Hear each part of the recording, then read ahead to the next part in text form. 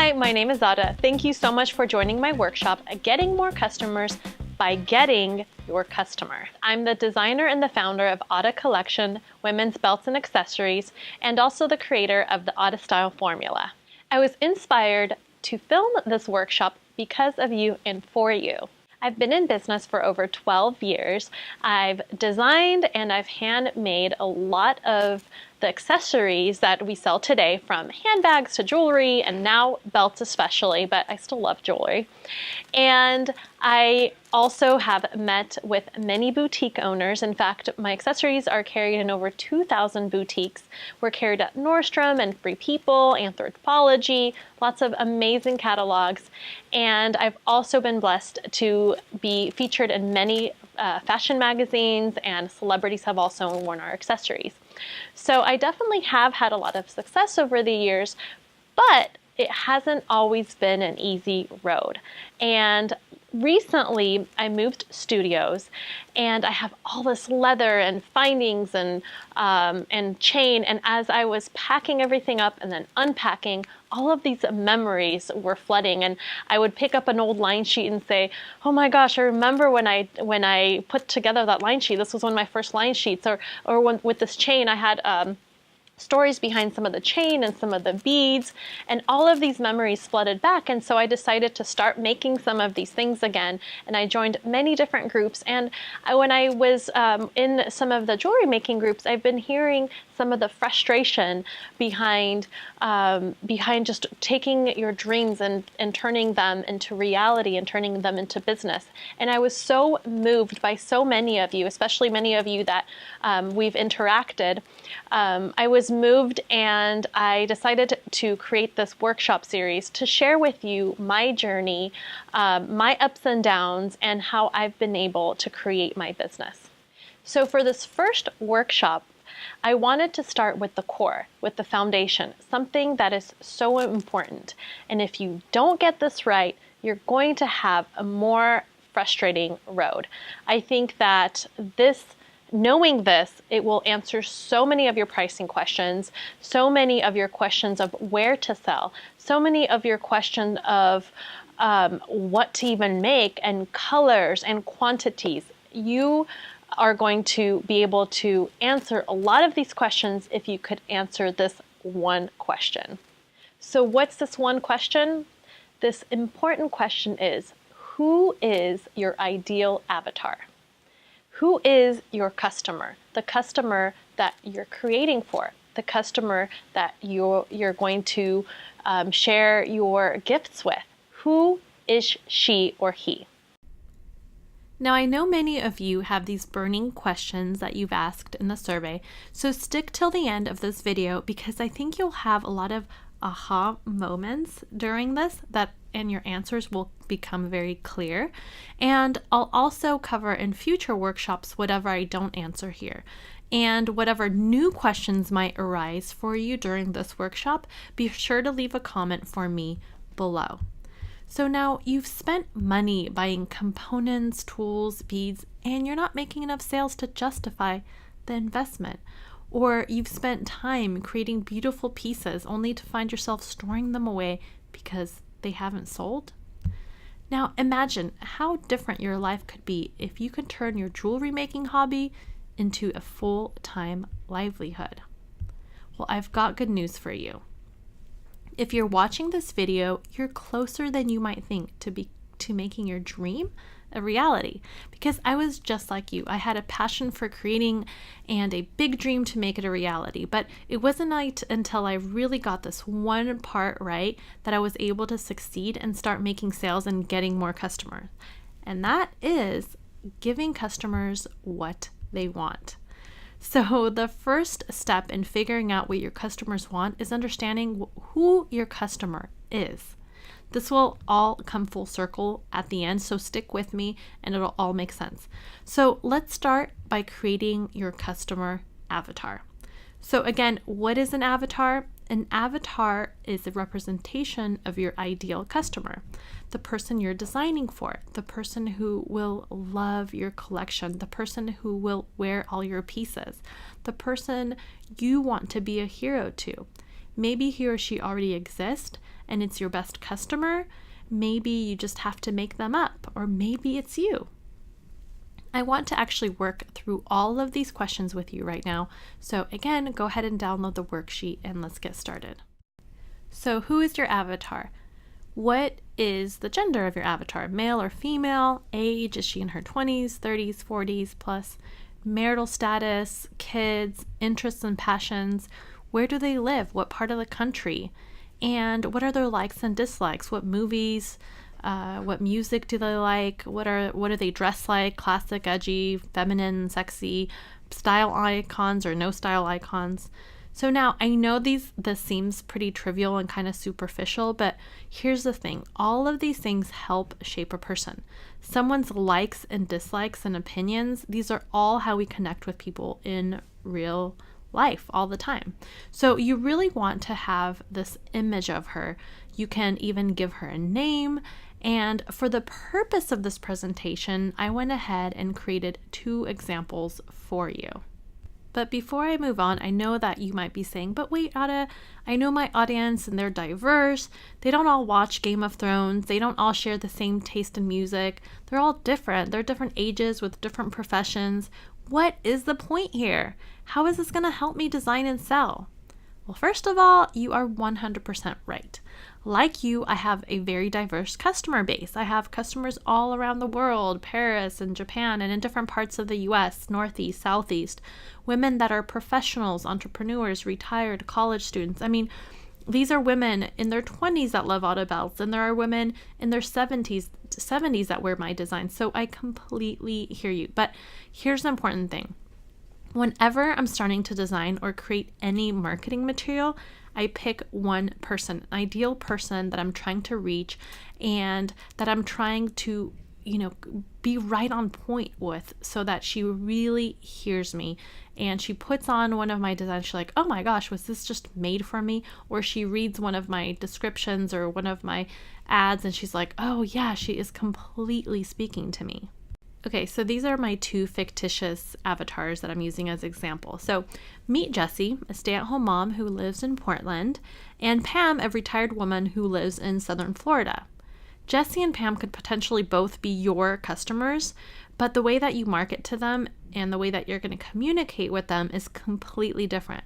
Because not only is there a big age gap between them, but there are different points in their lives. They're living in 2 different parts of the country and probably have very, very different interests, right? So that makes sense. So once you know some of these very basic details about your ideal customer, next you want to dive a little deeper. So let's go ahead and do that. So you want to look and try to see beyond just what we talked about and go deeper into their pain points. So what pain points does your avatar have? So for example, Jessie, our stay-at-home mom, she lacks time. She's constantly running around with her kids, has many chores. She's tired. She could pretty much only wear comfortable clothes that washes easily, nothing fancy. She can't dress over the top at home. And maybe she's feeling like she's losing her sense of style, and she suffers knowing that she can't dress up anymore. And she's kind of just tired on focusing only on wearing just comfort. Okay, and then now let's talk about Pam, our retired customer. She does have more time. So opposite of Jessie, she does have more time. She does want to wear something more meaningful.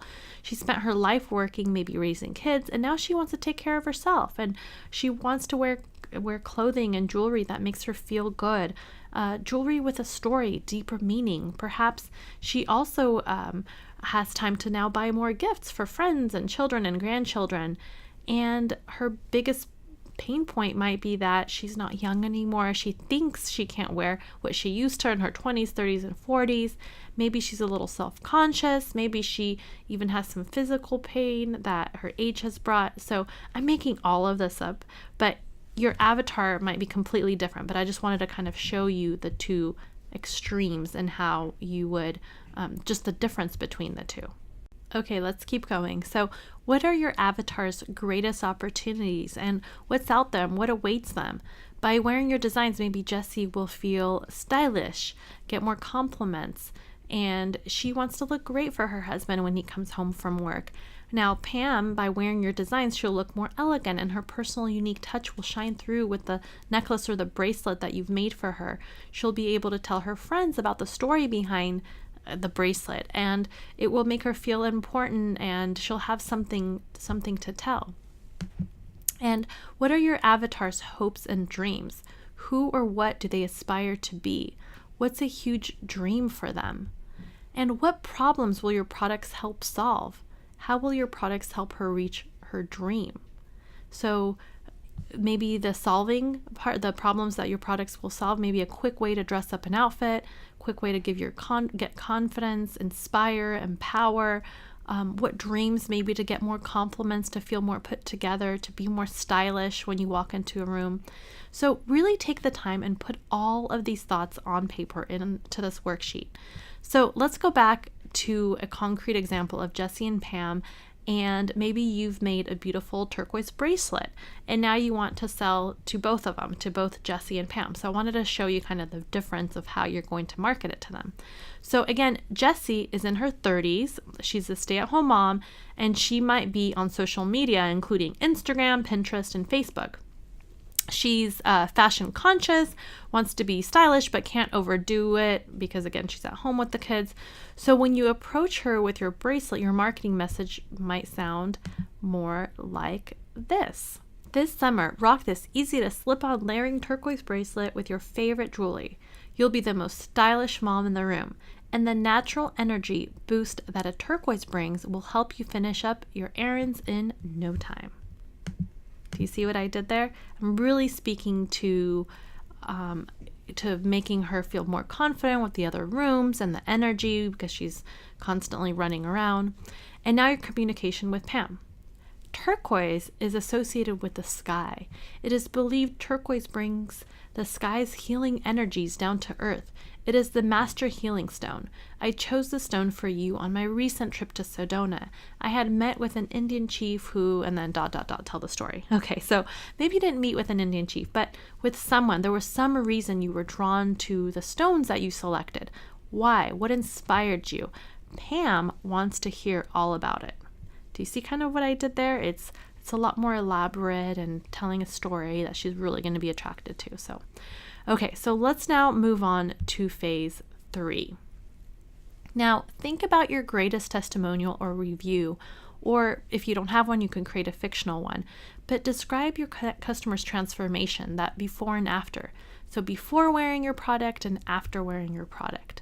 Okay, now for me, for belts, for example, as I design belts, what I normally show is, well, look at the beautiful silhouette that a belt has created. You went from no waist to a beautiful hourglass waist, or look how this belt connects the rest of your accessories and pulls your entire look together. So I really focus on showing the before and the after and just a happy customer. Okay, so now what? You've filled out this worksheet. We've worked through it together. What do you do with all of this information that you've gathered on your avatar? The answers are the key to finding your customer, and most importantly, connecting with your customer, just like you saw in the example above. So is she on Instagram or on LinkedIn? Is she wearing a boho dress or a business suit? Does she wear silver or gold? Does she prefer earth tones or bright pop colors? So again, depending on who your customer is, these questions are going to you're going to be able to answer. Now, does she shop on Etsy, on Amazon, boutiques? And what boutiques? Will you find her in a yoga studio? Will you find her at a souvenir store? Maybe she goes to craft fairs. What can she afford?